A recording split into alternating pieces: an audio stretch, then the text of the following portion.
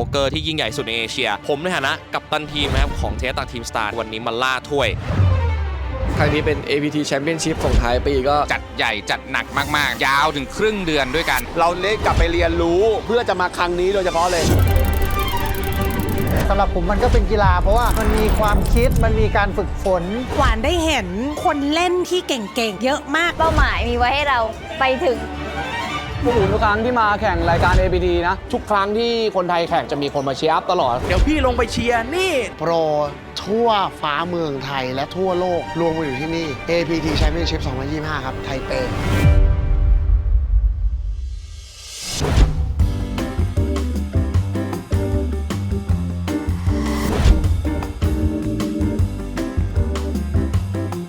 เมื่อวานเล่น National Club ครับว่ะเอาไหม5 4 3 2เมื่อวานเล่น National Club ไป1ไฟล์นะครับไฟล์4แล้วก็บัสไปนะครับแต่ว่าไม่เป็นไรเพราะว่าวันต่อมาเราก็ลง Mystery Bounty เลยซึ่งครั้งนี้ก็เป็น Mystery Bounty ที่ราคาเนี่ยแพงกว่าเดิมปกติ Mystery Bounty ที่อื่นเนี่ยจะประมาณ 20,000 แต่ที่นี่เนี่ย 35,000 นะครับเพราะฉะนั้นค่าหัวก็จะใหญ่ขึ้น Price Pool ก็จะใหญ่ขึ้นดูกันว่าครั้งนี้เราจะเข้าสู่ Day 2 ได้ไหมแล้วใน Day 2 เราจะมาจับหัว Mystery Bounty กันมาดูซิว่าคราวนี้ผมจะได้จับหัวกับเขาบ้างหรือเปล่าครับ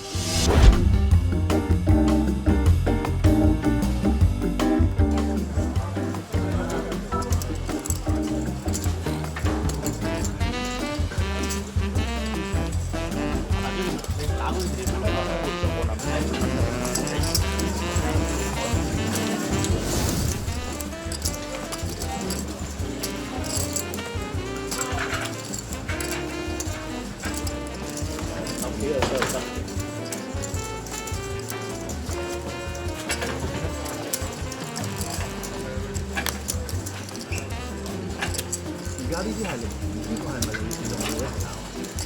都唔係，梗唔係啦。咁我見啲有廣告嘅，我出廣告，即係睇位 M8 超人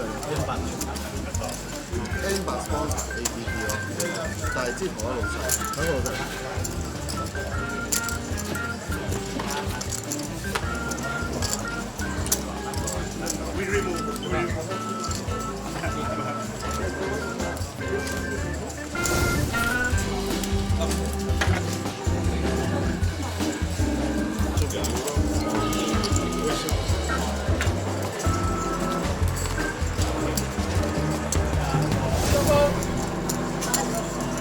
Last year too? Also all this was last year. Kind of weird, right?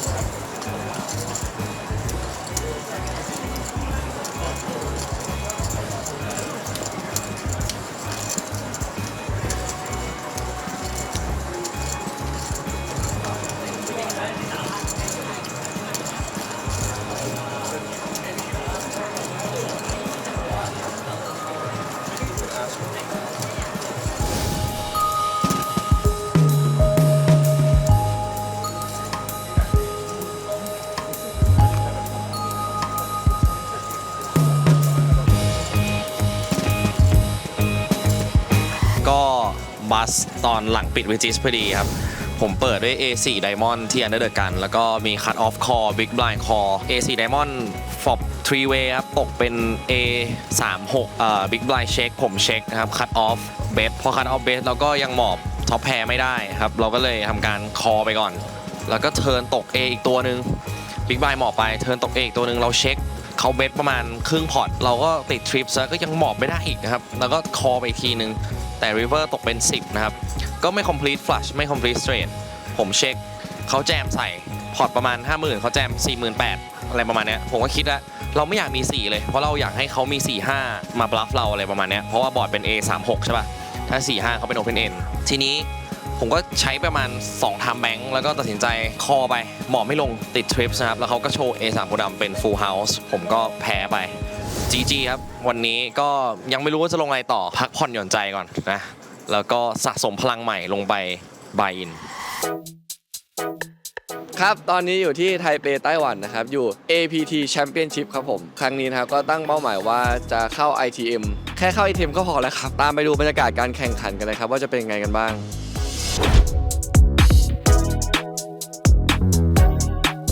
มาถึงก็จะลง Mystery Bounty Fight B นะครับก็มาดูกันว่าจะเป็นยังไงบ้าง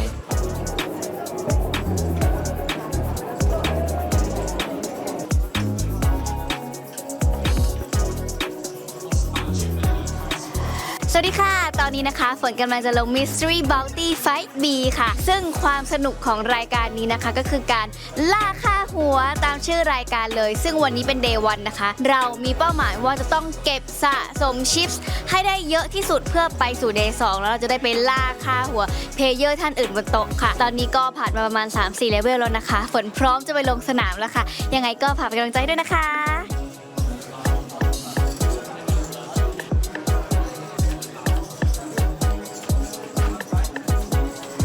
เอาละครับเรา2คนกำลังจะมาลง Mystery Bounty นะครับผมเป็นทัวร์เปิดกล่องสุ่มค่าหัวแต่ว่าอันนี้คือเป็นวันที่1เราก็ต้องเก็บชิปเป็นวันที่2นะมากับน้าลงพร้อมกันแต่คนละโต๊ะเป็นไงบ้างความมั่นใจก็มั่นใจมากกว่าเมื่อวานรันแย่ไปแล้ววันนี้คงไม่แย่กว่าเมื่อวานแล้วล่ะก็ขอให้รันกู๊ดทั้งคู่แล้วกันน่าจะเป็นรายการใหญ่ที่สุดแล้วที่เราลงของวันนี้แต่จริงๆเราลงหลายรายการนะแต่รายการนี้น่าจะแพงสุดเราไหวแค่นี้ครับผมยังไงฝากเชียร์พวกเราด้วยนะครับผมแล้วมาดูกันว่าผลงานจะเป็นแบบไหนเต็มที่ครับ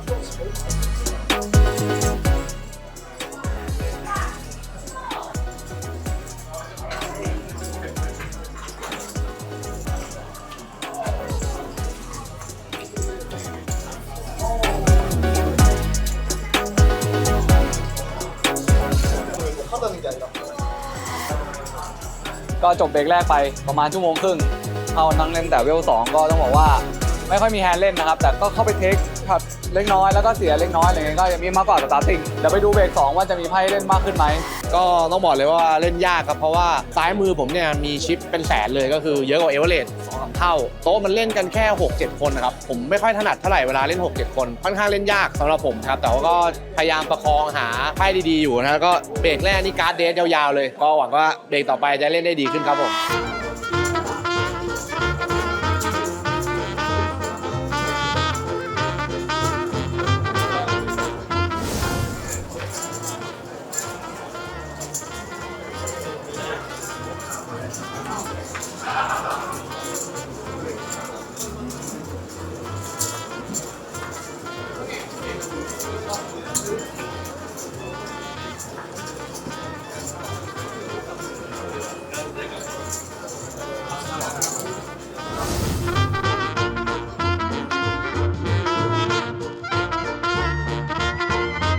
ตอนนี้ก็น่าจะเป็นเบรกสุดท้ายแล้วเบรกต่อไปคือน่าจะ ITM แล้วถ้าจบได้นะครับแล้วก็เหลือ12 Big Buy รออินอย่างเดียววันนี้เล่นไม่ค่อยดีด้วยถ้า 2-3 แฮนด์เล่นถูกอาจจะดิฟแต่ว่าตอนนี้ก็เลยเป็นช็อตไปแล้วก็บนโต๊ะก็มีโปรเป็นแชมป์อยู่2 คน3 คนถ้าเอาเก่งๆแล้วก็มีคนนี้ดีแลนด์เขาก็เพิ่งได้แชมป์มาเมื่อไม่กี่เดือนก่อนแต่ว่าบนโต๊ะเก่งหมดเลยยกเว้นผม หวังว่าหลังเบรกจะมีไพ่ดีๆแล้วก็รันกู๊ดให้เราเข้า ITM สักที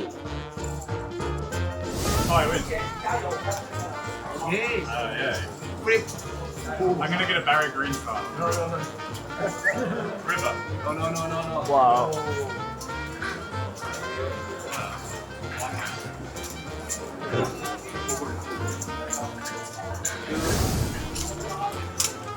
Cheers.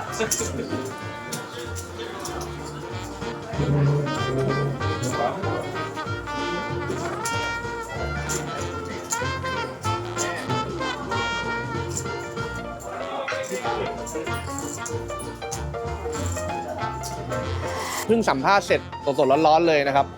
เริ่มเบรกมาผมเป็น Big Buy มี12 Big ใช่ไหมก็มีคน All In มาจากตรง Middle Position แล้วก็ดีแลนก็ All In ตรง Button มาส่วนผมอยู่ Big Buy ผม Pocket Jack รออะไรคอเจอ King Jack กับ A10 Flop A เลยแล้วก็ไม่มีอะไรเปลี่ยนเรียบร้อยครับตกครับผม โอ้โหเสียดายนะถ้าเกิดว่าเราฟิปผ่านแล้วก็น่าจะผมว่าผม ITM แน่ๆฝากเชียร์นักกีฬาไทยทุกคนนะครับโปรไทยทุกท่านที่มาแข่งนะครับรวมถึงทีมเทนนัสตากเองด้วยนะครับฝากทุกคนเชียร์ให้กำลังใจกันด้วยครับ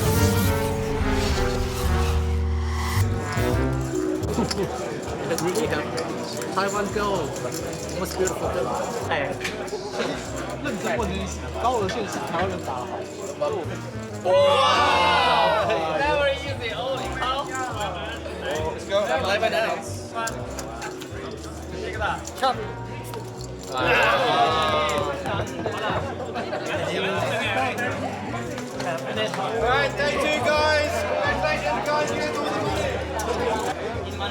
这有包过他，这很快。ที่จะอยากมี big stack ข้างบน bounty อย่างมันต้องมี big stack สำหรับเก็บข้อมูลโอเคมี average stack 250,000给归没有用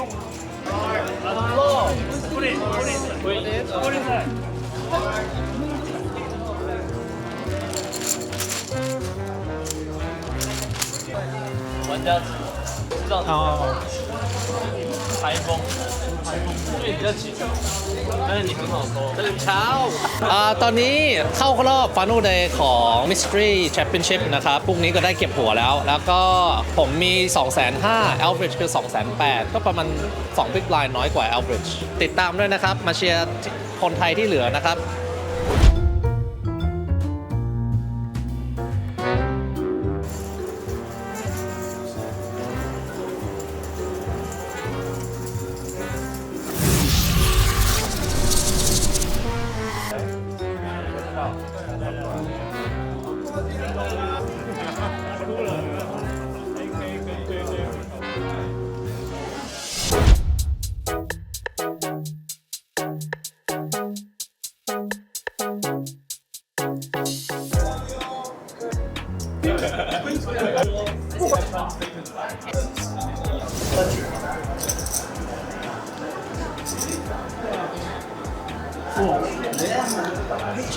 BB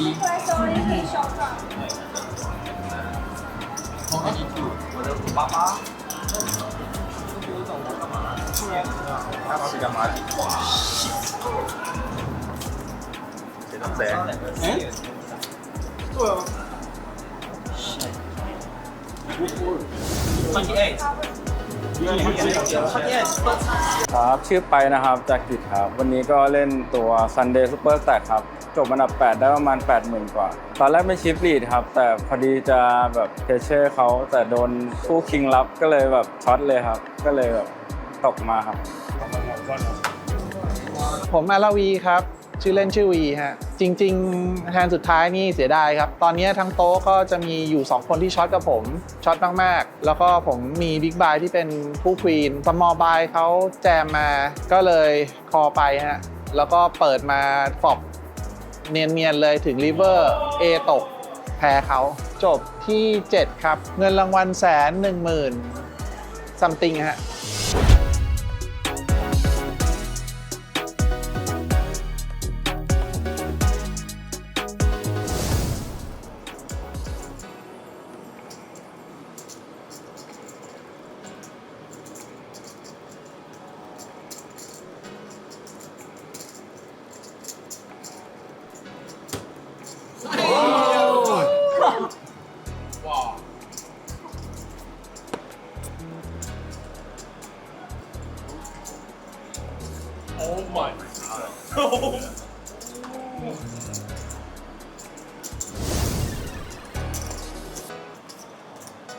Price are now 4080.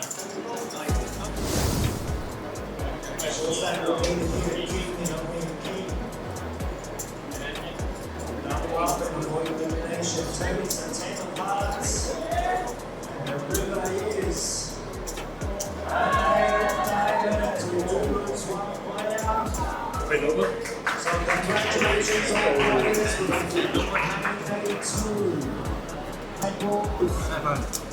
Wow. Oh.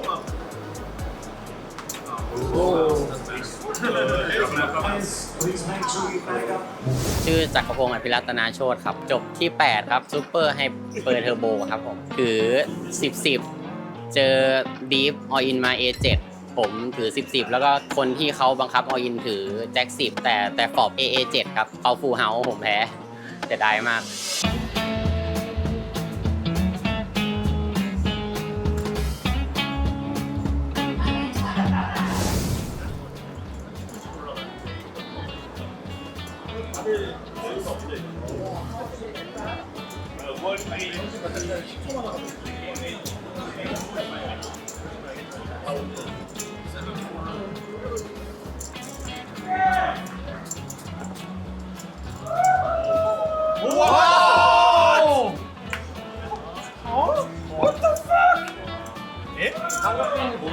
ชื่อไปครับ จบไปอันดับ 6 ครับแฮนด์ล่าสุดก็แจมด้วยเอแจ็คซูครับ แล้วก็มีดีฟสแต็กรับด้วย 74 ฟอบเปิดมา 4-3 ใบเลยครับ ก็ติดคอร์สไปเลยครับ Run excellent doing contact. Nice again. One more. 1, 2, 3, go.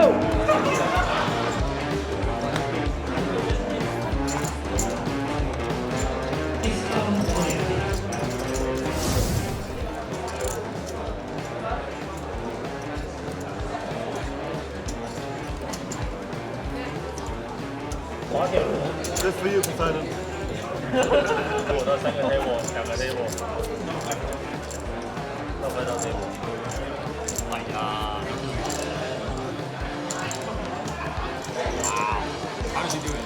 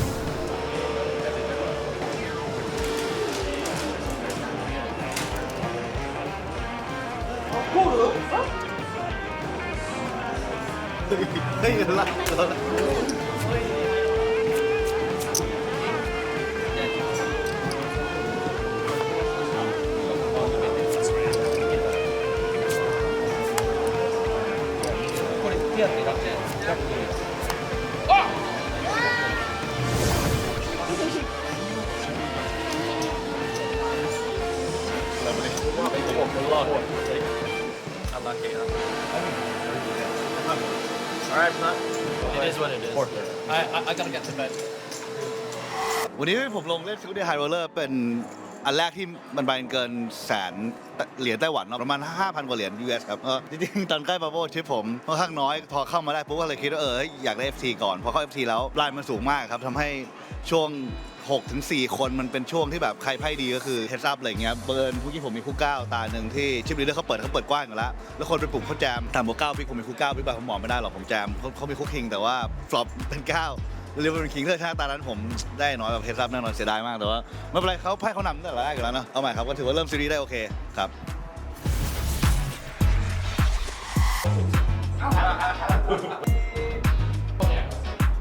My name is Thanipat Pundrarajanagal เกิดที่เมืองไทยแต่ว่าย้ายไปอเมริกาตั้งแต่เด็กวันนี้เล่น Single Day High Roller ได้ที่1ชนะ Very happy yes ดีใจ